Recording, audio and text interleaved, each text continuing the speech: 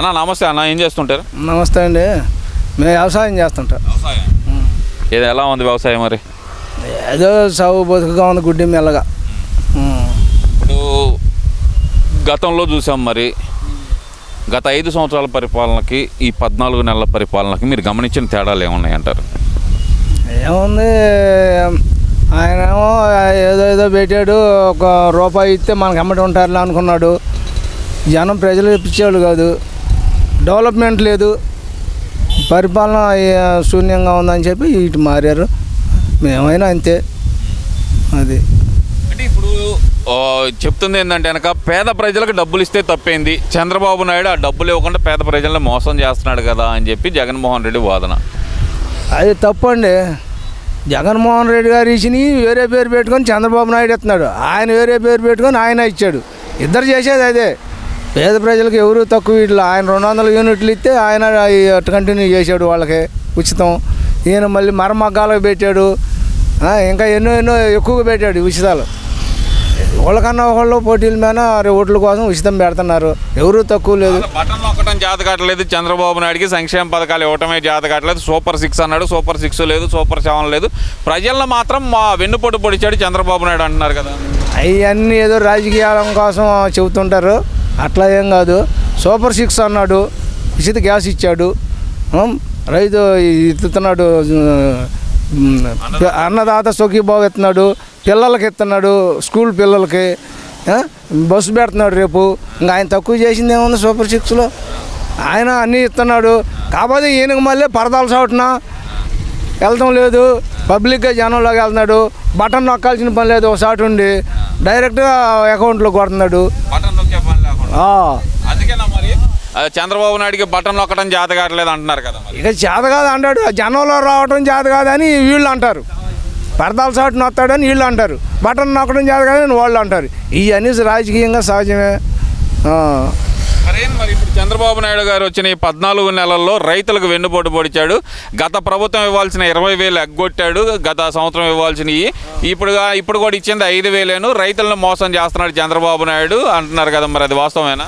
ఒకటండి, ఆయన చెప్పాడు డైరెక్ట్గా, అచ్చెన్నాయుడు గారు, ఇవన్నీ సర్దుకొని వచ్చేతలకి చాలా టైం పట్టి డబ్బులు మీరు కొంచెం బాధపడదు, అన్నీ వేసేయని అన్నాడు. 1 సంవత్సరం సర్దుకునే తలకి ఆయన చేసిన తప్పులన్నీ సరిపోయినాయి. 2వ సంవత్సరంలో కంటిన్యూ చేశారు. మొన్న 5,000 మోడీ గారు 2,000 7,000 వచ్చినాయి. ఫస్ట్కి ఇస్తా, రేపు మళ్ళీ తర్వాత 2వకి ఇస్తా వస్తాయి. చాలా మందికి రాలేదంట, పడ్డాయి. చాలా మందికి వచ్చినాయి. మేము ఇక్కడ ఉన్న వాళ్ళందరూ పడినాయి. అందులో తేడా ఏం లేదు. మరి ఎందుకని జగన్మోహన్ రెడ్డి ఇది మోసం ఇక ఆయన అన్ని అబద్ధాలు ఆడతాడు, అన్ని మోసం అంటాడు. చేసేది ఏమన్నా కనపడుతుందిగా, ఎన్ని వేల ఎకరాలు కబ్జాలు చేశారు, ఒక్కోటి బయటకు వస్తున్నాయి. ఇక రైతులను పట్టించుకుందా, నేను అప్పుడు మా నాన్నగారు పట్టించుకున్నారు, ఇప్పుడు నేను మాత్రమే పట్టించుకుంటున్నాను. చంద్రబాబు నాయుడు ఏం చేయట్లేదు రైతులకు అంటున్నాడు. ఏం లేదు, అదేం లేదు. ఎవరు వచ్చినా ఒకటే. స్టాకులు విపరీతంగా ఉంటేనేమో రేట్లు తగ్గుతుంటాయి, స్టాకులు తక్కువకుంటే రేట్లు పెరుగుతుంటాయి. అదే మరి ఆయన టైంలో 2,000కి అమ్మాం, ₹1000 అమ్మాం బస్తా జగన్మోహన్ రెడ్డి టైంలో. ఇప్పుడు ఓట్లు మరి ఇప్పుడు ఈయన వచ్చిన తర్వాత విపరీతంగా ఉన్నా కూడా కొన్ని కొనుగోలు చేస్తున్నాడు, కొన్ని 1500-1600కి అమ్మాం. ఏం తేడా ఏం లేదు. కొనుగోలు చేస్తున్నారు అంటున్నారు, డబ్బులు ఇవ్వట్లేదంట. లేదు, వచ్చేసినాయి. ఎమ్మడే 15 రోజుల్లోనే వచ్చినాయి. మాకు డబ్బులకేం ఇబ్బంది లేదు, మాకు వచ్చేసినాయి. అది మరి ఇప్పుడు జగన్మోహన్ రెడ్డి మళ్ళీ పాదయాత్ర చేస్తాను, ప్రజల కోసం ప్రజల తరపున పోరాటం చేస్తాను నేను అంటున్నాడు కదా. చేయనండి, ఆయన మంత్రి పదవి కోసం ఆయన చేస్తుంటాడు. ఆయన చెప్పి ఆయన చెబుతుంటాడు, ఈయన చెప్పి ఈయన చెబుతుంటాడు. చూద్దాం, ఎవరు పరిపాలన బాగుంటే వాళ్ళకి ఇంకో 2 ఎమ్మెల్యేలు ఎక్కువగా గెలుస్తారు.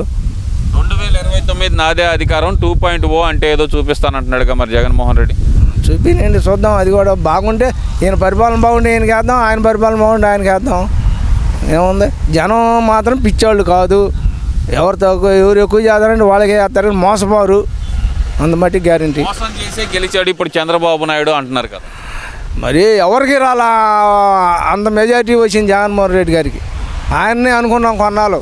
151 సీట్లు వచ్చినప్పుడు కొంత వీఎంలు తేడా ఉంది, కొంత దౌర్జన్యం ఉందని. ఇప్పుడు ఈయనకి అంతకన్నా పెంచి వచ్చినాయి. ఈయన కూడా అనుకోవాలి ఆ లెక్క అనుకుంటే. అయ్యేం కాదు, జనం నాడి ఎటు పడితే అటు పొరలు పడుతున్నారు. ఇదిగా ఉంటుంది అనుకుంటే మంచి పరిపాలన. జనాల్లో అంత విపరీతమైన మార్పు రావడానికి గల కారణం ఏంది? 151 నుంచి 11కి తీసుకురావడానికి గల కారణం అసలు వాళ్ళు చేసిన పనులే వాళ్ళకి ఎదురు దెబ్బ తగిలినాయి. బూతులు రాజకీయాల్లో బూతులు తిట్టిన నాయకులు లేరు, వైసీపీ నాయకులు తప్పితే. ఓనాగా సభను జరిపించిన వాళ్ళు లేరు. మరి అవన్నీ జనం చూస్తున్నారు. జనం అంటే డబ్బులు బారైతే వేస్తారులే అనే నానుడు ఉందని రాజకీయ నాయకులకి. అది మానుకోవాలి వాళ్ళు. సరేలే అంటారు, ఇక్కడ లోన పోయి వాళ్ళు చేసే పని వాళ్ళు చేస్తారు. అది తప్పండి. జనం ఎప్పుడూ కూడా మంచిగా పట్టం కడతారు. 2029 నాదే అధికారం అంటున్న జగన్మోహన్ రెడ్డి నిజంగా 2029లో అధికారంలోకి వచ్చే అవకాశం ఉందంట. చూద్దాం. ఈయన ఇప్పుడు బాగానే చేశాడు తొలి సంవత్సరం. ఇట్నే కొనసాగితే ఈయనే వస్తాడు. ఏదన్నా తప్పుడు చేస్తే ఈయన కాదని వాళ్ళని ఆయన తీసుకుంటారు. ఇది సహజం.